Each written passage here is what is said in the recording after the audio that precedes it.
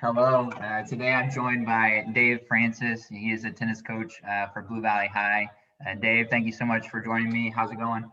Doing great, Andrew. Hey, thanks for having me. Of Appreciate it. course, of course. And I love where you sit, where you're situated. I see the tennis rackets behind you. I see the Chiefs jacket behind you. Describe both of those for me. Well, you know that those tennis rackets were the ones I learned on. Those were some of you might remember Jimmy Connors, okay? And Jimmy Connors played with that T2000, the old metal racket that has a head on it that's about this size. So that really actually it really helped because it forced me to hit into the be more exact with my Yeah. stroke, to hit into Nice. the middle. Once they got those bigger heads, there was a lot more, you know, ability to not hit it quite right. But, Right. but yeah, those are a T2000, T3000. The jacket is, we've been season ticket holders for the Chiefs for 57 years. And that jacket dates back, I don't know, probably early 80s anyway. Um, and I finally retired it from Mhm. wearing the games because it's just fallen apart.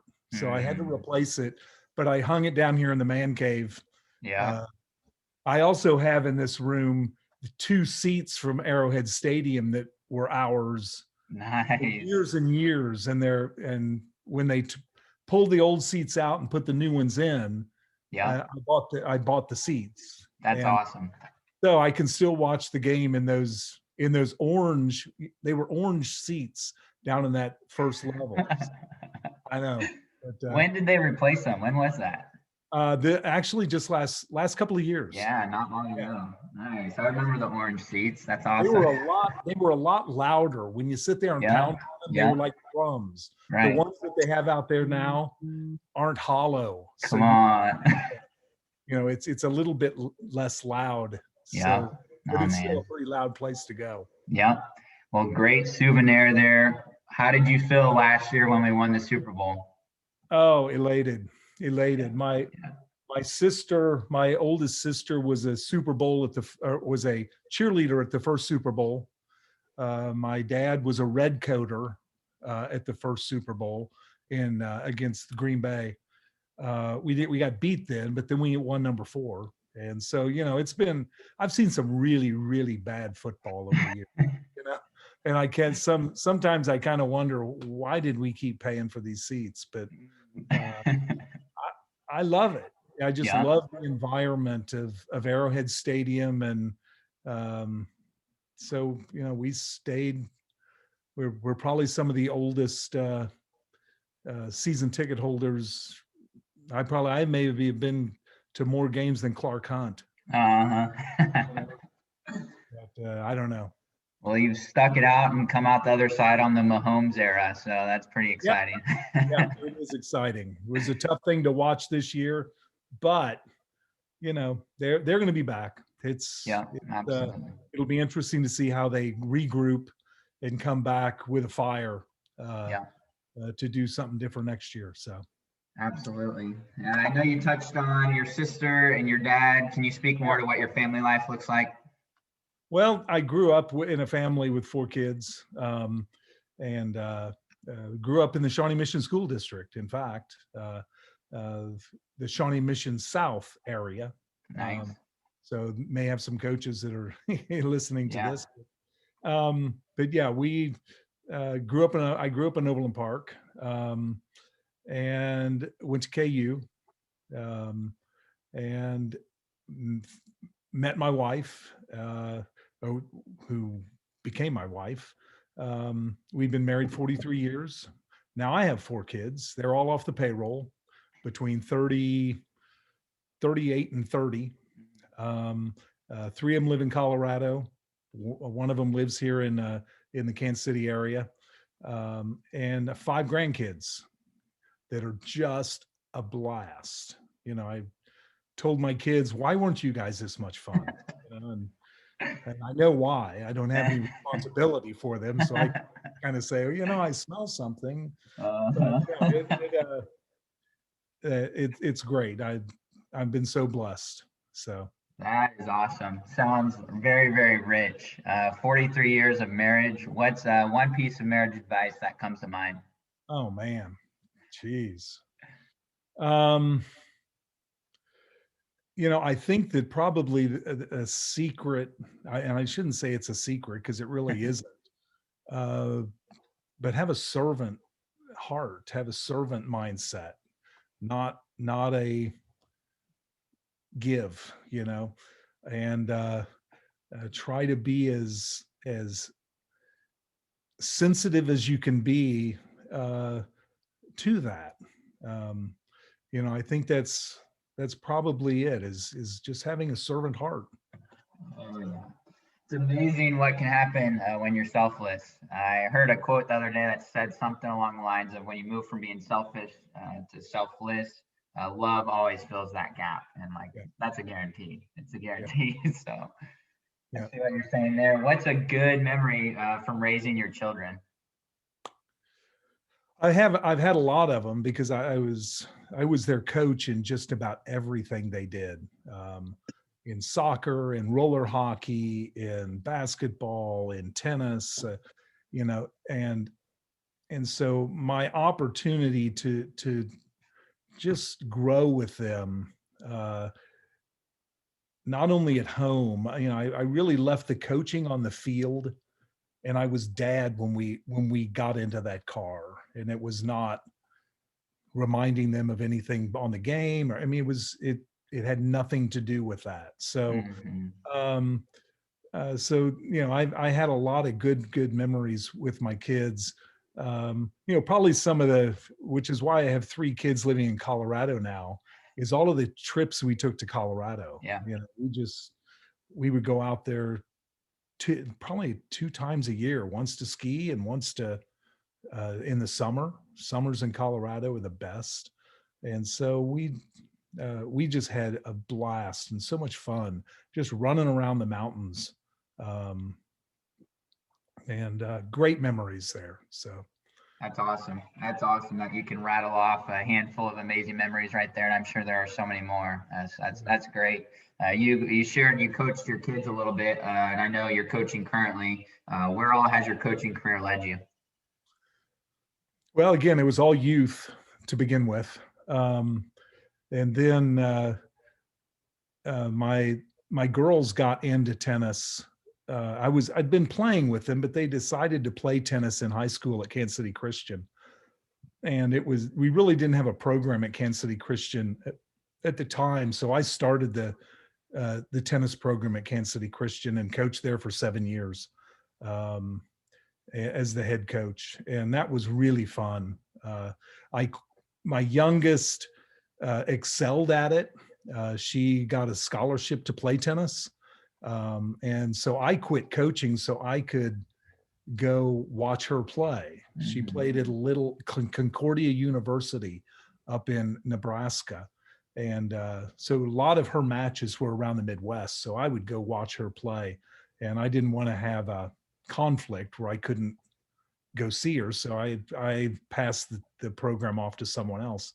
Uh, and then she got out of school, got an art teaching job at Blue Valley High, and they caught on that she played tennis.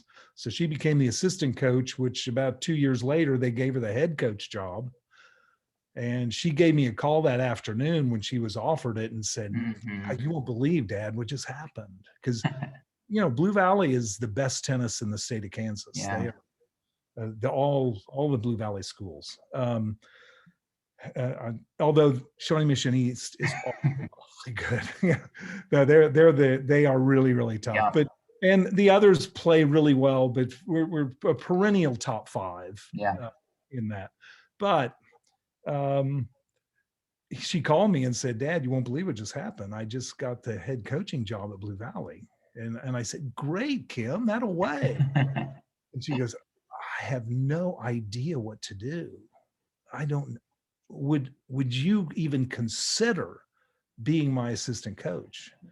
And I said, yes. It took about that long. And so we coached together for 5 years before she got married and moved to Colorado with her husband. And then the school offered me the job to be the head coach. And so I've carried on with the boys and girls, and I love it. I Yeah. love working with the kids, working with the parents. It's just so much fun. Yeah. So 5.5 months of, as everybody knows, pretty intense time, but Mhm. at the same time, it's so worth it. I love it. Good deal. That is awesome. And we're definitely going to touch more on your coaching philosophy and just different experiences you've gained as a coach. Prior to that, you've had other career endeavors outside of coaching. What have those entailed? Well, I've been I've been a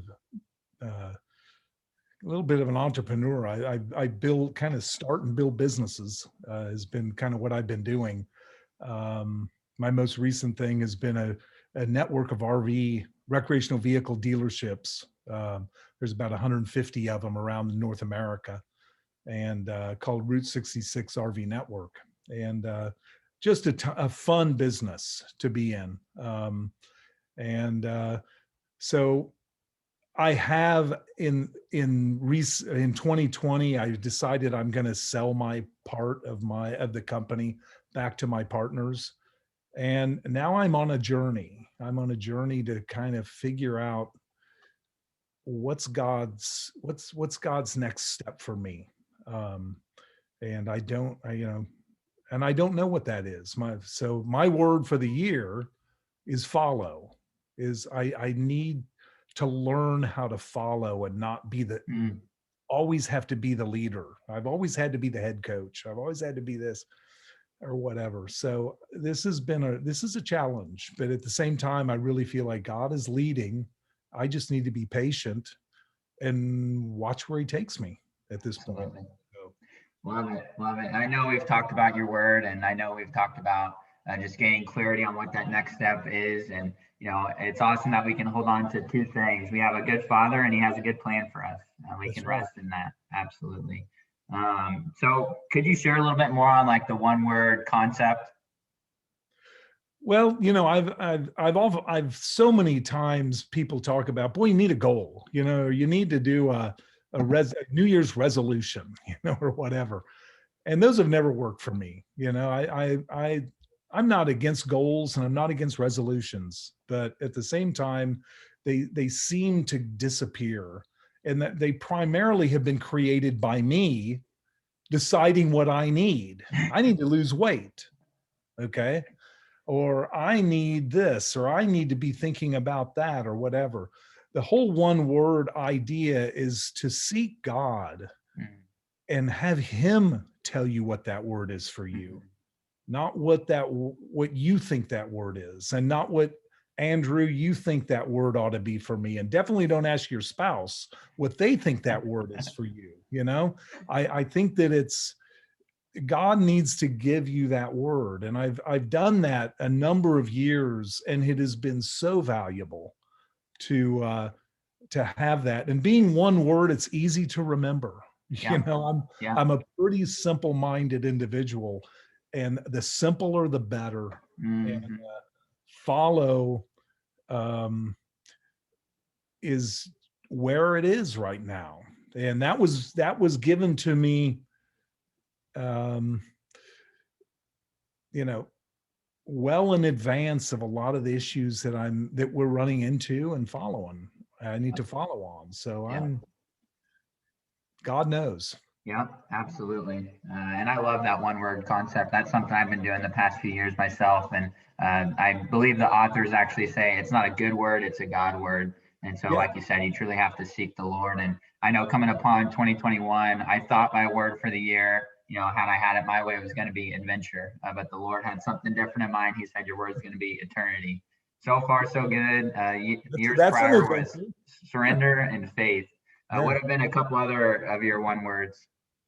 Last year, there was, as I was going through this, I needed uh, to rest. I needed to be patient and confident in what he is doing in everything. And so, it's,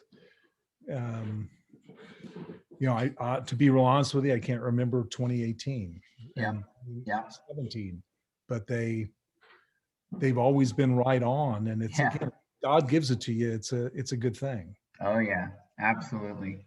Yeah. And now I just kind of want to run into some general life questions. It sounds like you've done some awesome things, from starting businesses, taking trips with the family, been chief season ticket holders. What's on the bucket list still ahead for you? What's on the bucket list? Yeah, what are some bucket list items? Well, in about a week, we start the boys' season, and Yeah. I hope that it's warmer than it is right now. But I wouldn't necessarily call that a bucket list. But that certainly is something I'm focused on with my booster club and everything else right now. But I think that I don't know what's on my bucket list right now. I'm not. I don't have sit there and have thoughts of, boy, I need to go travel. I need to go do this. I need to go do that. I want to know I want to seek God and find out what's going, where we're going. Love it. And so I need to find out what's on his bucket list for me at this point. So it's good stuff. What comes to mind if I ask you the question, what drives you?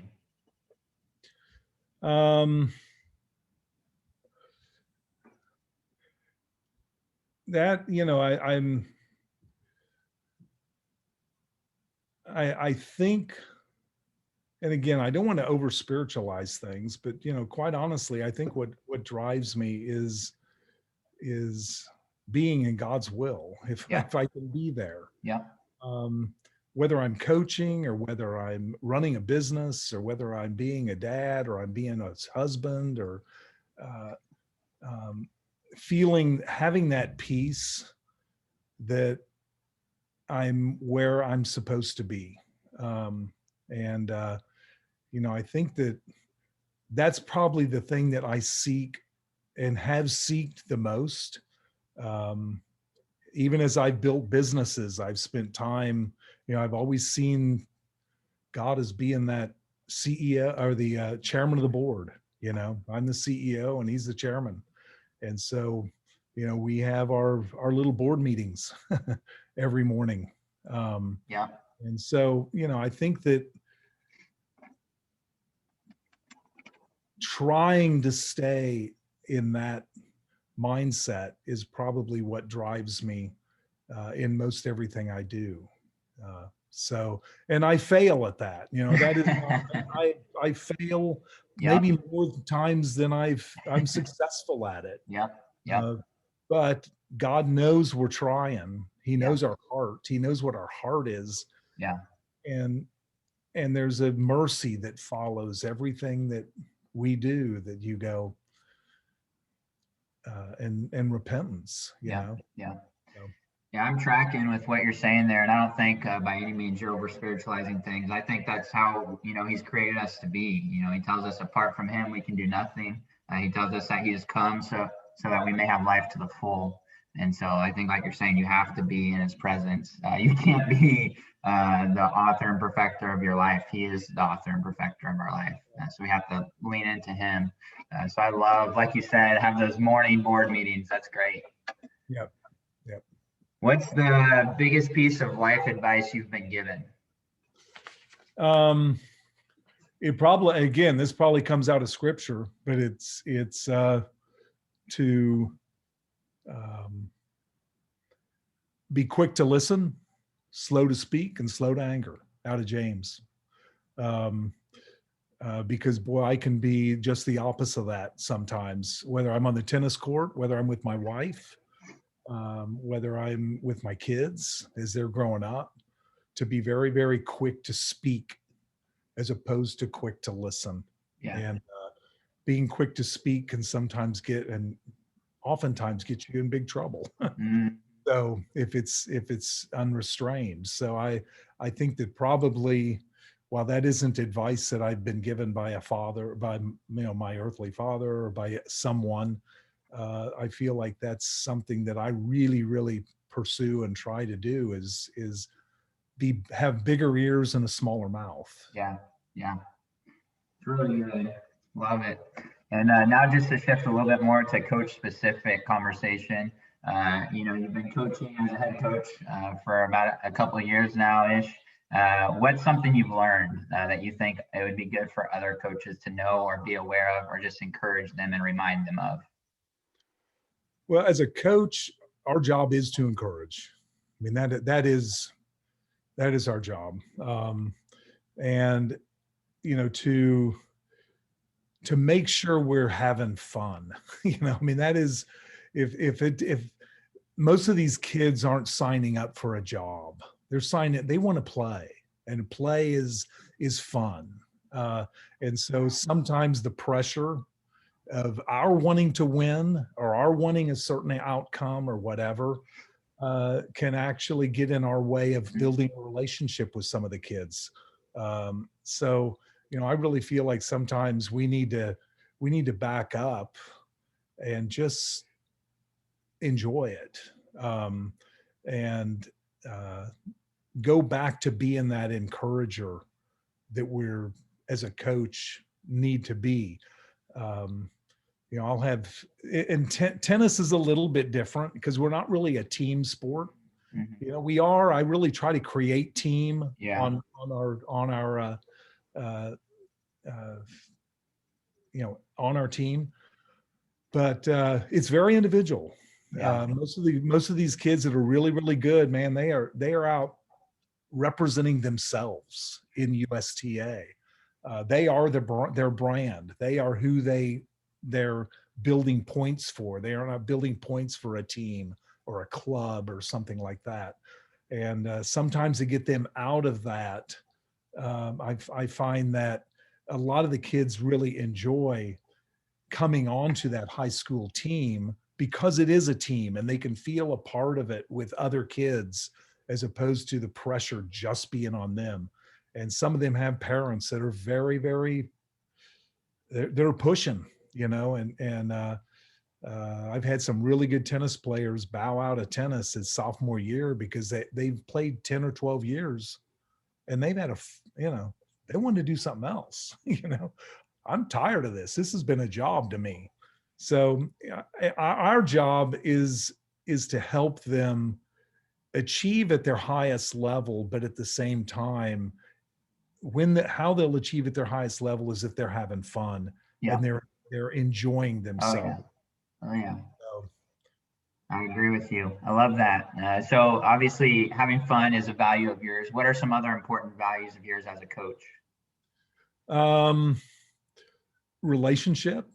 And I'm pretty good at that. I'm not great at that, to make sure that if we got 40 on our team, we usually have about 50 kids come out, and we keep 40. And it's hard to have a relationship with the bottom 10. I mean, it just, when you're focused on the varsity and you're focused on some of those, that JV and varsity level, I have an assistant coach that spends a lot more of her time in that development group of the bottom 20. But every year I start the season out really trying to purpose to go one-on-one with every kid. There are times where they're not on the court and they're standing next to the fence or whatever, and just try to get into their world a little bit. Understand kind of where they're coming from, what they enjoy, what they, this, that, or the other. And I think that's, some of those kids don't have that home life. And what we say, this is another thing that we have to be really careful what and how we say things, coach. Because boy, that can bring life or that can bring death. And so that's when that whole thing of be quick to listen and slow to speak, because you can see something happen and get really frustrated if it's something we've talked about, and to just maintain and not put them on the spot, not maybe even have them called out in the group, so Yeah. Love that. Love keeping it about relationships. Is there one story in particular that jumps out to you as, man, that was an impactful moment? I had an opportunity to speak life into this player in a certain way, and it really clicked for them. Have you had that with any athletes? Yeah, a couple of, and it was 2 years ago at regionals. Had a player that just tennis is a real mental game, and boy, if you lose the mental aspect of it, all of a sudden you start tightening up and your stroke disappears and all that type of stuff. And she had a history of doing that.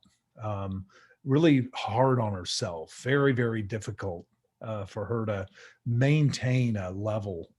And she was in a regional match that was going to qualify her for state, or if she lost it, she was not going to go to state. And I could see that there was she was struggling, and when I can talk to her in this changeovers, we had a really good talk, and again, it can't be long, but it was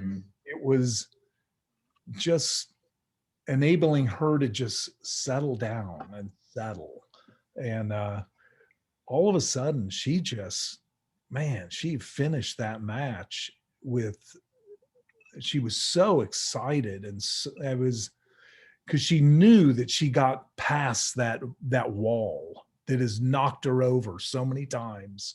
And that was huge. I love it when you can allow kids to see that they can go beyond what they think they can. Oh yeah. And that brings such satisfaction, at least to me. Oh yeah. That happen. That's awesome. Love it. Do you have any regular mantras you use around your team, or just like regular phrases that you encourage them with, or anything of that nature? Well, a lot of those are very specific toward the game. The boys have a tendency to want to just kill the ball. They want to hit it hard. They watch Nadal and they watch these guys and they think that, okay, that's how you play. The girls are they're smarter, but something that all of them will tell you that I'm constantly saying is placement wins. Power is nice. That's nice to have power, but if you can put the ball where your opponent is not, you win the point. You don't get 2 points for hitting it hard in that place. You get 1 point regardless. And so I really enabling them to just not try to become somebody that they're not, but think smarter tennis, not harder tennis. It's because it's such a mind game. And so those are probably things that if you were to ask any of my players, what does Coach Dave always say? Those are probably 2 things that they'd pair it back to you. So. I love it. I love that. And it not only helps their tennis game, but it's also very applicable to life. I think the American way is often like more, the most. And, honestly, what you're saying there sounds a lot to me like quality over quantity, or like sometimes less is more. And so just being intentional and strategic is very important. So you've worn a lot of different leadership hats. What's maybe a mistake or something that you've learned the hard way?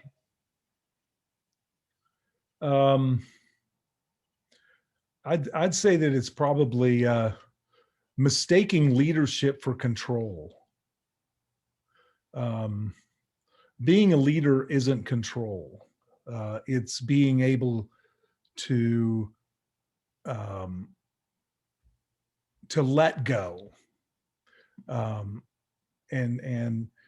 empower others to be leaders, to be an example of leadership, but not, I've got to have control. And that's something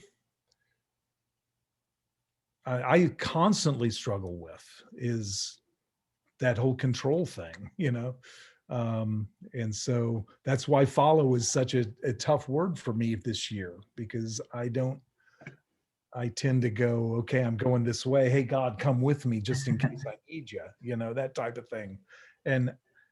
But that's probably the biggest mistake I've made in leadership, is looking at it that, and I have to have all the answers, and I don't, Yeah. That's why God's put other people around me, has given me my wife, I don't need to have all those answers.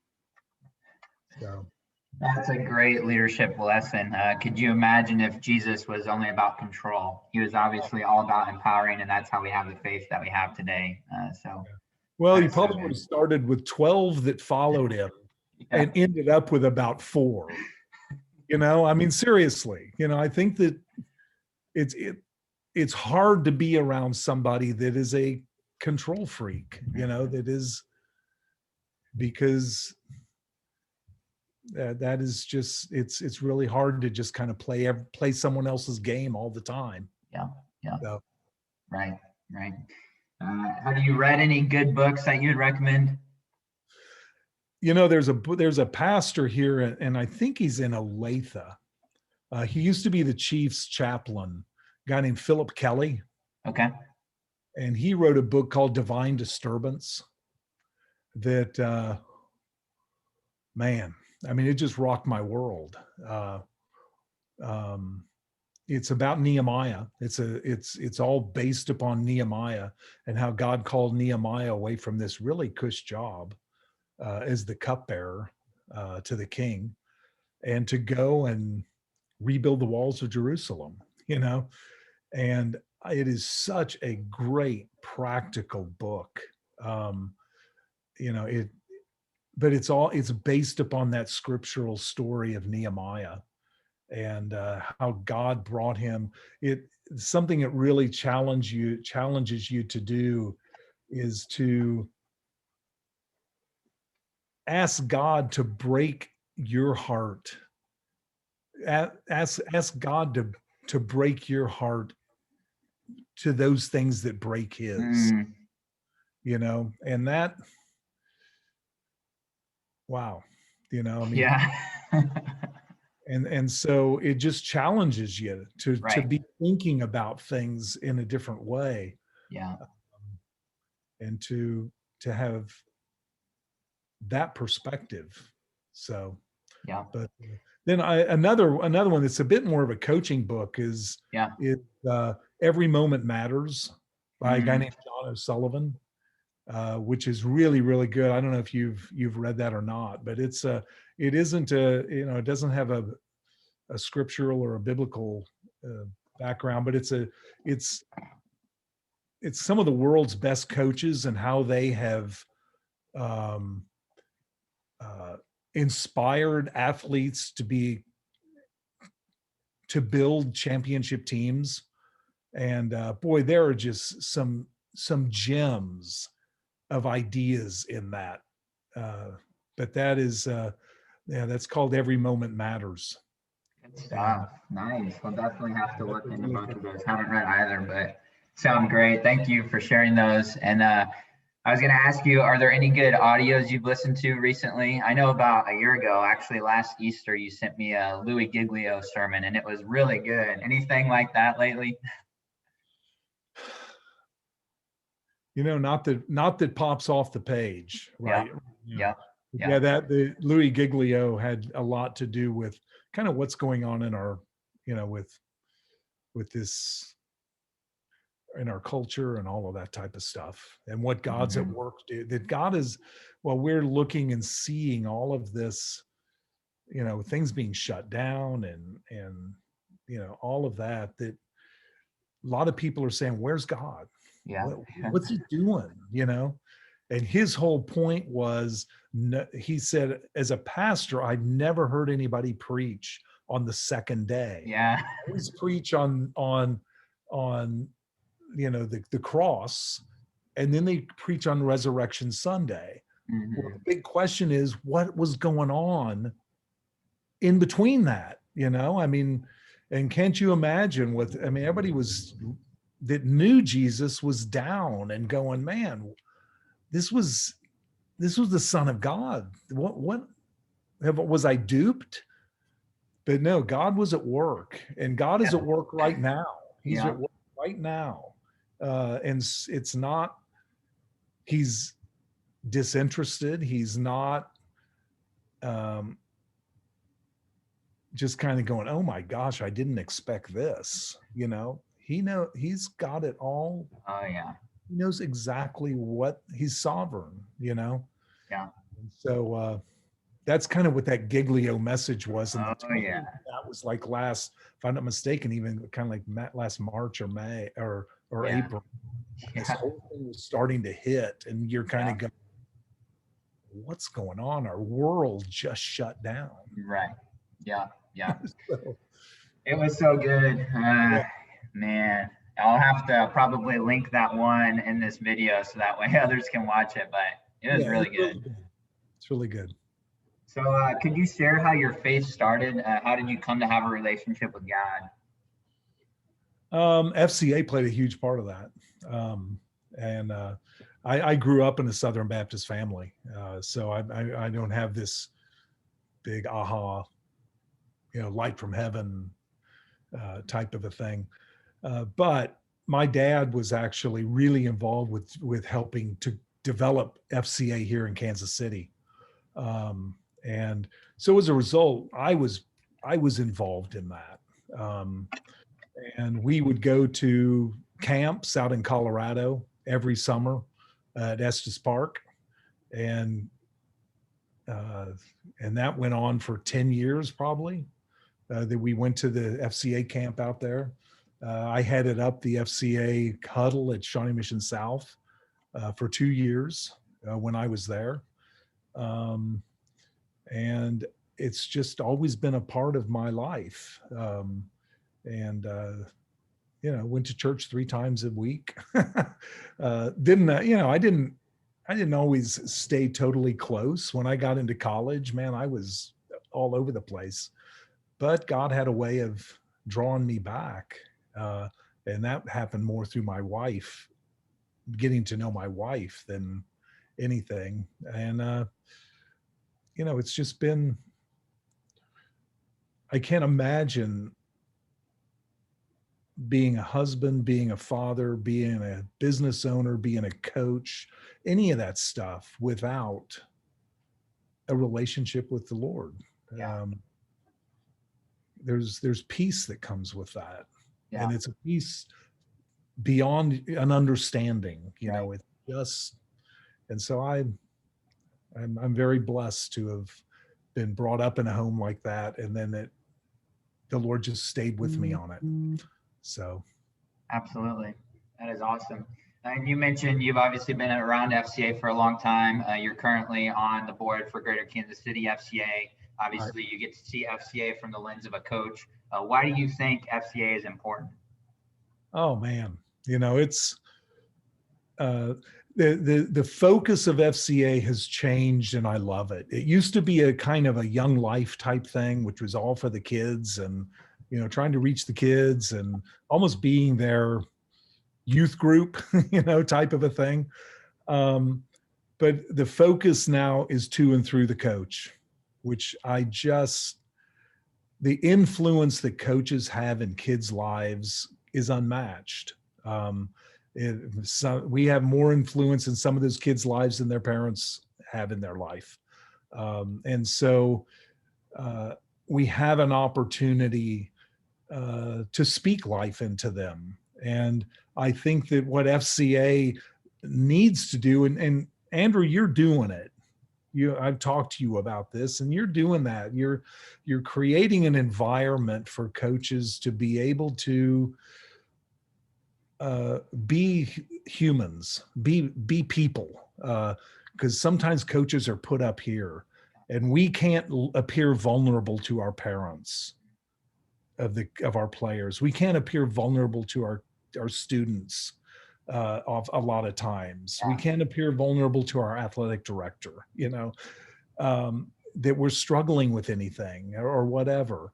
And And maybe that's just me. Maybe everybody else is going, well, sure I can. I do, but no, but you create an environment that allows coaches who are like pastors and go through similar types of things to be vulnerable with one another, to pray for one another, to say, man, I'm struggling with my marriage because I'm spending so much time coaching. And during that period of time, I'm not there for my wife.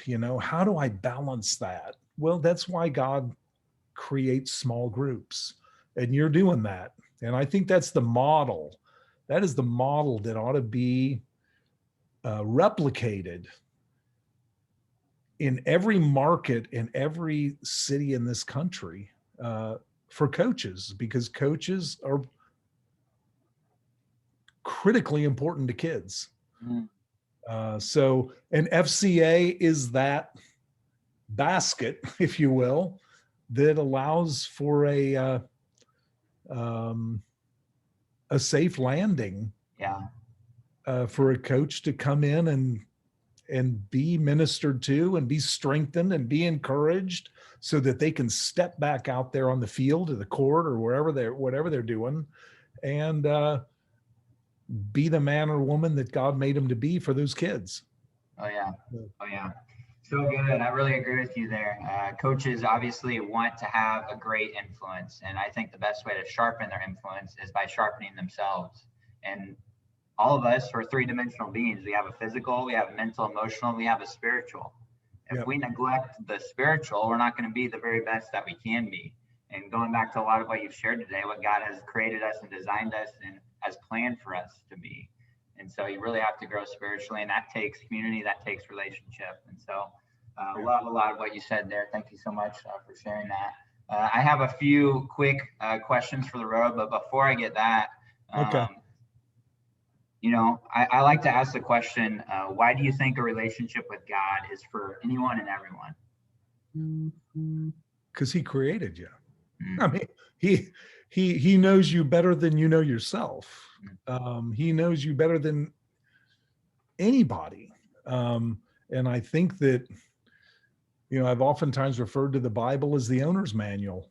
I mean, it was created for us to know how to live this life. Yeah.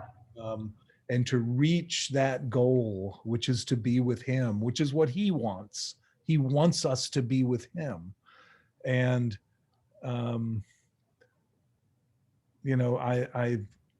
I think there comes a point in everyone's life where, whether they want to admit it or not, they come to a point where they cry out, whether they're crying out to God or they're just crying out,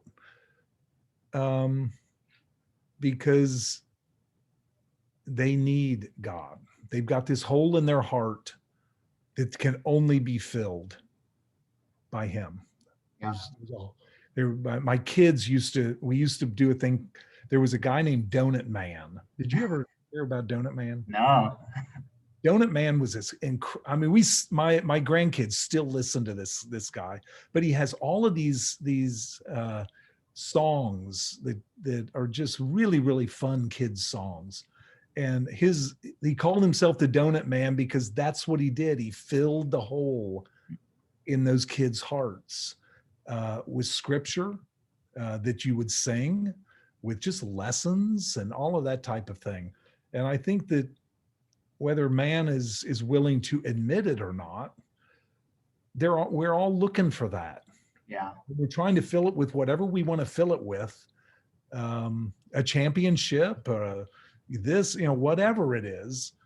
But that's a temporary fill. It's it'll be elation for a while, but then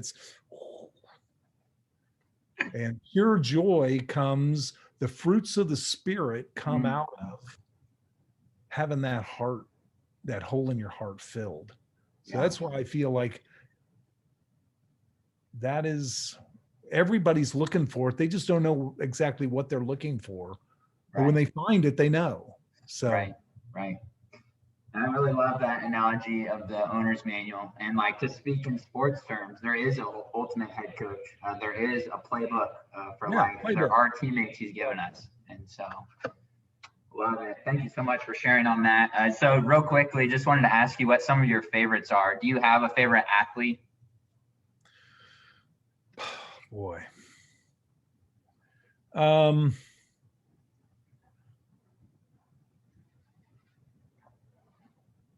You know, I don't necessarily have a favorite. I mean, because I really enjoy a lot of sports. But yeah, I don't know that I have what I would say is my favorite athlete. So who's considered the best tennis player these days? Well, you know, that we're going to find that out here pretty quickly. But you know, it's still the Nadal and Joker game right now. Joke just made it to the finals at the Australian Open. Nadal got knocked off, but I'll tell you, there's some really, really good players coming in, and that are going to I would say this year we're going to see Joke and Nadal falling down. Yeah. You know, and then we also saw down there that finally the Williams sisters appear to be going away. But there's some really, really great women's players, you know. Right. And US is still kind of struggling, I sure wish Jack Sock would regain some of his footing. He's a fabulous doubles player. But boy, struggles right here when it comes to singles. But he's a good player. I'd love to. He could be one of my favorite athletes if he could just get that part together. Right. Absolutely. Was he like a Blue Valley grad, or where did he go? Do you know? The state of Kansas for 4 years, won singles in the state of Kansas for 4 straight years. Never. I'm not sure he ever lost a set. He might have lost 1 set. And then instead of going to Nebraska where he was thinking about going to college, he went straight to the pros. Wow. And then in his first or second year, he won mixed doubles at the US Open. With, I can't even remember who, but I mean, so he's had a really good career so far. But boy, he got injured and that just dropped him.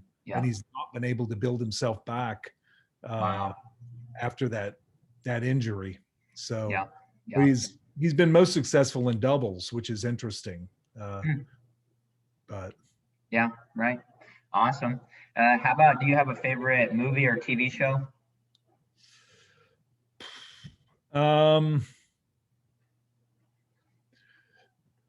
I don't spend a whole lot of time doing either, to be real honest with you. No worries. How about a favorite restaurant? You know, I love the mahi mahi tacos at Twisted Fresh.